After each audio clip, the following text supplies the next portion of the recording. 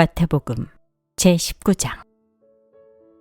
예수께서 이 말씀을 마치시고 갈릴리를 떠나서 요단강 건너편 유대 지방으로 가셨다. 많은 무리가 예수를 따라왔다. 예수께서는 거기서 그들을 고쳐주셨다. 바리새파 사람들이 예수께 다가와서 그를 시험하려고 물었다. 무엇이든지 이유만 있으면 남편이 아내를 버려도 됩니까? 예수께서 대답하셨다.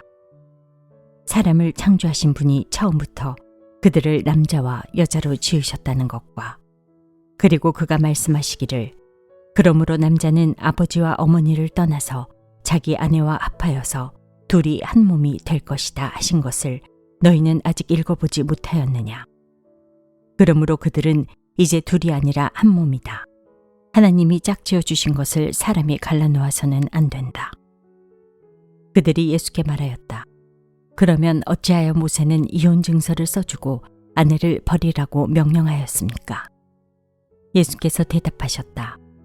모세는 너희의 마음이 완악하기 때문에 아내를 버리는 것을 허락하여 준 것이지 본래부터 그랬던 것은 아니다. 내가 너희에게 말한다. 음행한 까닭이 아닌데도 아내를 버리고 다른 여자에게 장가드는 사람은 누구나 간음하는 것이다. 제자들이 예수께 말하였다. 남편과 아내 사이가 그러하다면 차라리 장가들지 않는 것이 좋겠습니다. 예수께서 그들에게 말씀하셨다. 누구나 다 이 말을 받아들이지는 못한다. 다만 타고난 사람들만이 받아들인다. 모태로부터 그렇게 태어난 고자도 있고 사람이 고자로 만들어서 된 고자도 있고 또 하늘나라 때문에 스스로 고자가 된 사람도 있다. 이 말을 받아들일 수 있는 사람은 받아들여라. 그때 사람들이 예수께 어린이들을 데리고 와서 손을 얹어서 기도하여 주시기를 바랐다. 그런데 제자들이 그들을 꾸짖었다. 그러나 예수께서 말씀하셨다. 어린이들이 내게 오는 것을 허락하고 막지 말아라. 하늘나라는 이런 어린이들의 것이다. 그리고 그들에게 손을 얹어주시고 거기에서 떠나셨다. 그런데 한 사람이 예수께 다가와서 물었다. 선생님, 내가 영원한 생명을 얻으려면 무슨 선한 일을 해야 합니까? 예수께서 그에게 말씀하셨다. 어찌하여 너는 나에게 선한 일을 묻느냐? 선한 분은 한 분이다. 내가 생명에 들어가기를 원하면 계명을 지켜라. 그가 예수께 물었다. 어느 계명을 지켜야 합니까? 예수께서 대답하셨다. 살인하지 말아라. 간음하지 말아라. 도둑질하지 말아라. 거짓 증언을 하지 말아라. 아버지와 어머니를 공경하여라. 그리고 내 이웃을 내 몸과 같이 사랑하여라. 그 젊은이가 예수께 말하였다. 나는 이 모든 것을 다 지켰습니다. 아직도 무엇이 부족합니까? 예수께서 그에게 말씀하셨다. 내가 완전한 사람이 되려고 하면 가서 내 소유를 팔아서 가난한 사람에게 주어라.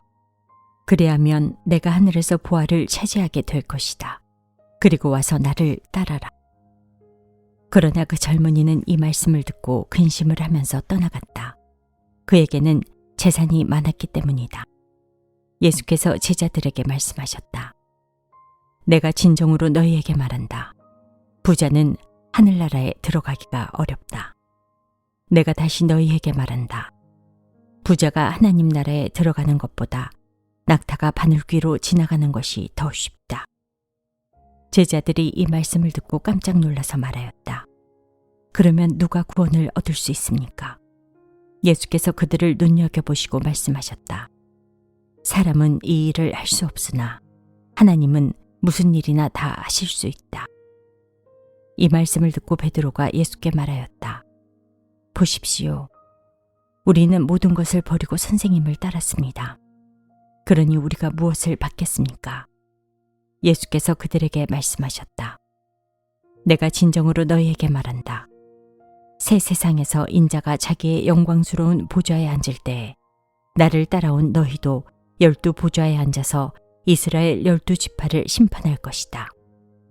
내 이름을 위하여 집이나 형제나 자매나 아버지나 어머니나 자식이나 땅을 버린 사람은 100배나 받을 것이요 또 영원한 생명을 물려받을 것이다. 그러나 첫째가 된 사람들이 꼴찌가 되고 꼴찌가 된 사람들이 첫째가 되는 경우가 많을 것이다. 제20장 하늘나라는 자기 포도원에서 일할 일꾼을 고용하려고 이른 아침에 집을 나선 어떤 포도원 주인과 같다. 그는 품삯을 하루에 한 데나리온으로 일꾼들과 합의하고 그들을 자기 포도원으로 보냈다. 그리고서 9시쯤에 나가서 보니 사람들이 장터에 빈둥거리며 서 있었다. 그는 그들에게 말하기를 여러분도 포도원에 가서 일을 하시오. 적당한 품삯을 주겠소 하였다. 그래서 그들이 일을 하러 떠났다. 주인이 다시 12시와 오후 3시쯤에 나가서 그렇게 하였다. 오후 5시쯤에 주인이 또 나가보니 아직도 빈둥거리고 있는 사람들이 있어서 그들에게 왜 당신들은 온종일 이렇게 하는 일 없이 빈둥거리고 있어? 하고 물었다. 그들이 그에게 대답하기를 아무도 우리에게 일을 시켜주지 않아서 이러고 있습니다 하였다. 그래서 그는 당신들도 포도원에 가서 일을 하시오 하고 말하였다. 저녁이 되니 포도원 주인이 자기 관리인에게 말하기를 일꾼들을 불러 맨 나중에 온 사람들부터 시작하여 맨 먼저 온 사람들에게까지 품삯을 치르시오 하였다. 오후 5시쯤부터 일을 한 일꾼들이 와서 한 데나리온씩을 받았다. 그런데 맨 처음에 와서 일을 한 사람들은 은근히 좀 더 받으려니 하고 생각하였는데 그들도 한 데나리온씩을 받았다. 그들은 받고 나서 주인에게 투덜거리며 말하였다. 마지막에 온 사람들은 1시간밖에 일하지 않았는데도 찌는 더위 속에서 온종일 수고한 우리들과 똑같이 대우하였습니다. 그러자 주인이 그들 가운데 한 사람에게 말하기를 이보시오. 나는 당신을 부당하게 대한 것이 아니요. 당신은 나와 한 데나리온으로 합의하지 않았소. 당신의 품삯이나 받아가지고 돌아가시오. 당신에게 주는 것과 꼭 같이 이 마지막 사람에게 주는 것이 내 뜻이오. 내 것을 가지고 내 뜻대로 할 수 없다는 말이오. 내가 후하기 때문에 그것이 당신 눈에 거슬리오. 하였다. 이와 같이 꼴찌들이 첫째가 되고 첫째들이 꼴찌가 될 것이다. 예수께서 예루살렘으로 올라가시면서 12제자를 따로 곁에 불러놓으시고 길에서 그들에게 말씀하셨다. 보아라, 우리는 지금 예루살렘으로 올라가고 있다. 인자가 대제사장들과 율법 학자들에게 넘겨질 것이다. 그들은 그에게 사형을 선고할 것이며 그를 이방 사람들에게 넘겨주어서 조롱하고 채찍질하고 십자가에 달아서 죽게 할 것이다. 그러나 그는 사흘째 되는 날에 살아날 것이다. 그때 세베대의 아들들의 어머니가 아들들과 함께 예수께 다가와서 절하며 무엇인가를 청하였다. 예수께서 그 여자에게 물으셨다. 무엇을 원하십니까? 여자가 대답하였다. 나의 이 두 아들을 선생님의 나라에서 하나는 선생님의 오른쪽에 하나는 선생님의 왼쪽에 앉게 해주십시오. 예수께서 대답하셨다. 너희는 너희가 구하는 것이 무엇인지도 모르고 있다. 내가 마시려는 잔을 너희가 마실 수 있겠느냐? 그들이 대답하였다. 마실 수 있습니다. 예수께서 그들에게 말씀하셨다.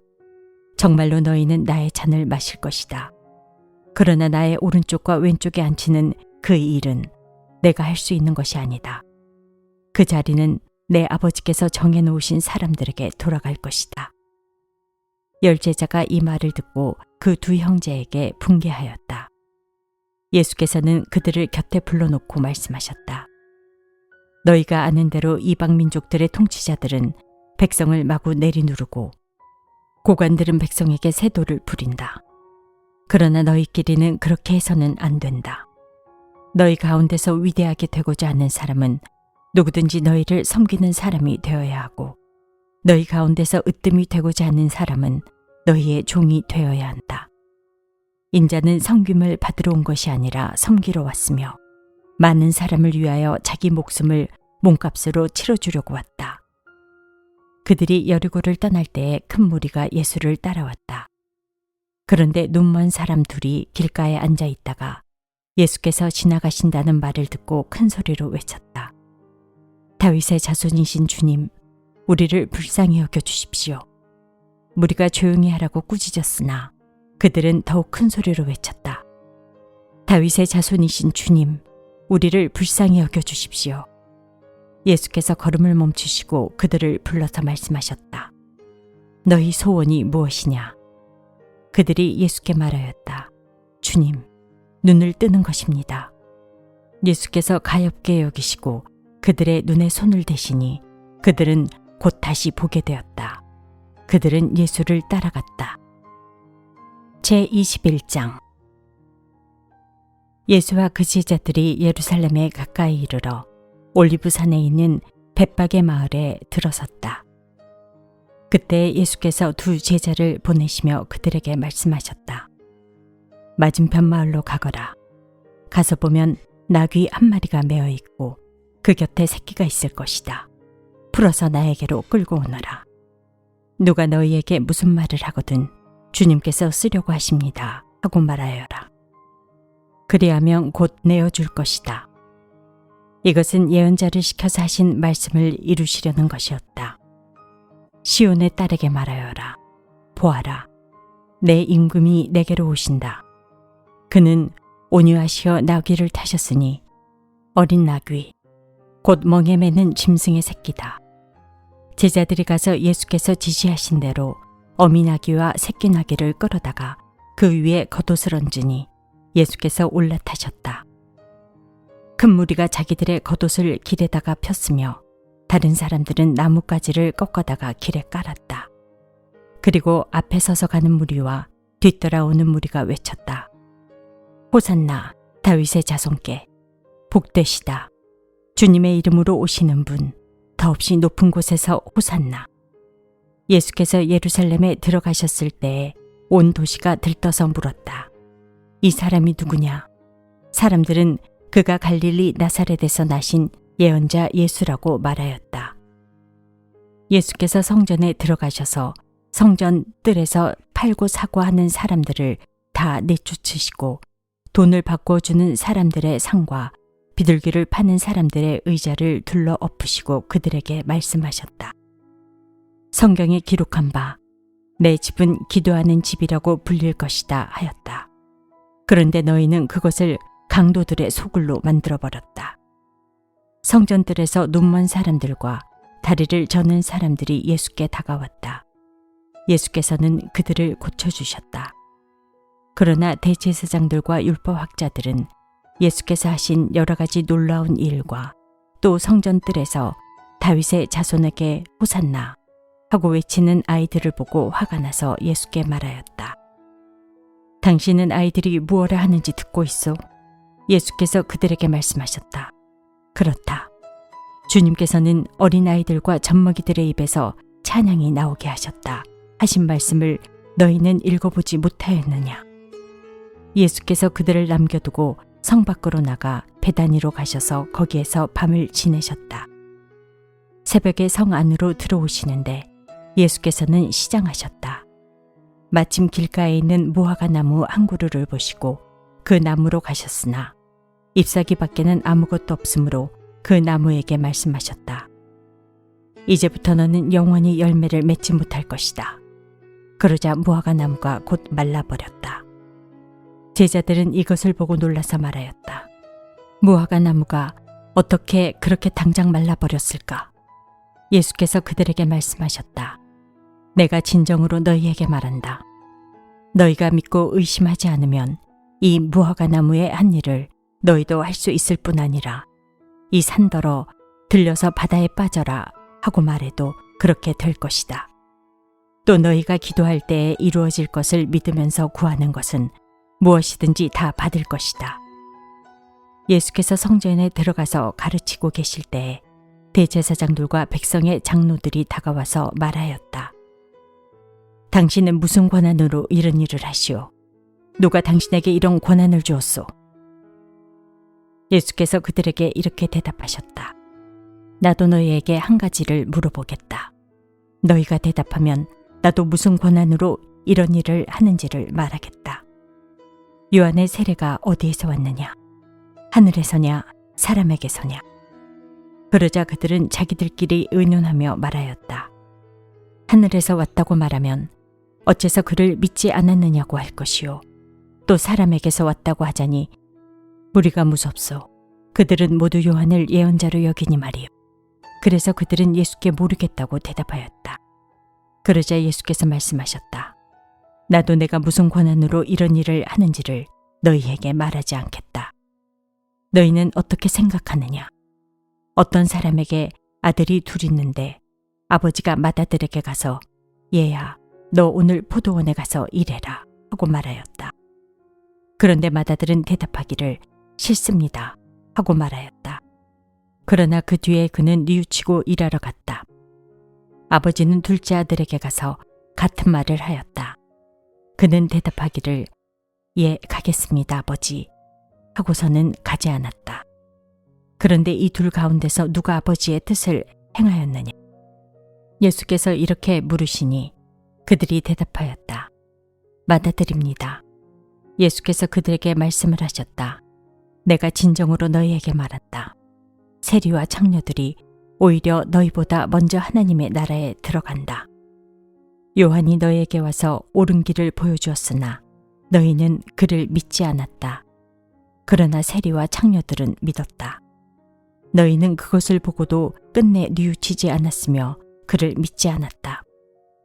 다른 비유를 하나 들어보아라. 어떤 집주인이 있었다.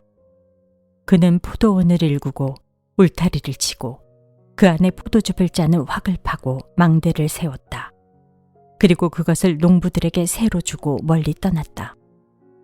열매를 거두어들일 철이 가까이 왔을 때 그는 그 소출을 받으려고 자기 종들을 농부들에게 보냈다. 그런데 농부들은 그 종들을 붙잡아서 하나는 때리고 하나는 죽이고 또 하나는 돌로 쳤다. 주인은 다시 다른 종들을 처음보다 더 많이 보냈다. 그랬더니 농부들은 그들에게도 똑같이 하였다. 마지막으로 그는 자기 아들을 보내며 말하기를 그들이 내 아들이야 존중하겠지 하였다. 그러나 농부들은 그 아들을 보고 그들끼리 말하였다. 이 사람은 상속자다. 그를 죽이고 그의 유산을 우리가 차지하자. 그러면서 그들은 그를 잡아서 포도원 밖으로 내쫓아 죽였다. 그러니 포도원 주인이 돌아올 때 그 농부들을 어떻게 하겠느냐? 그들이 예수께 말하였다. 그 악한 자들을 가차없이 죽이고 제때의 소출을 바칠 다른 농부들에게 포도원을 맡길 것입니다. 예수께서 그들에게 말씀하셨다. 너희는 성경에서 이런 말씀을 읽어본 일이 없느냐? 집 짓는 사람이 버린 돌이 집 모퉁이의 머릿돌이 되었다. 이것은 주님께서 하신 일이요 우리 눈에는 놀라운 일이다. 그러므로 나는 너희에게 말한다. 하나님께서는 너희에게서 하나님의 나라를 빼앗아서 그 나라의 열매를 맺는 민족에게 주실 것이다. 이 돌 위에 떨어지는 사람은 부스러질 것이요 이 돌이 어떤 사람 위에 떨어지면 그를 가루로 만들어 놓을 것이다. 대제사장들과 바리새파 사람들은 예수의 비유를 듣고서 자기들을 가리켜 하시는 말씀임을 알아채고 그를 잡으려고 하였으나 무리들이 무서워서 그렇게 하지 못하였다. 무리가 예수를 예언자로 여기고 있었기 때문이다.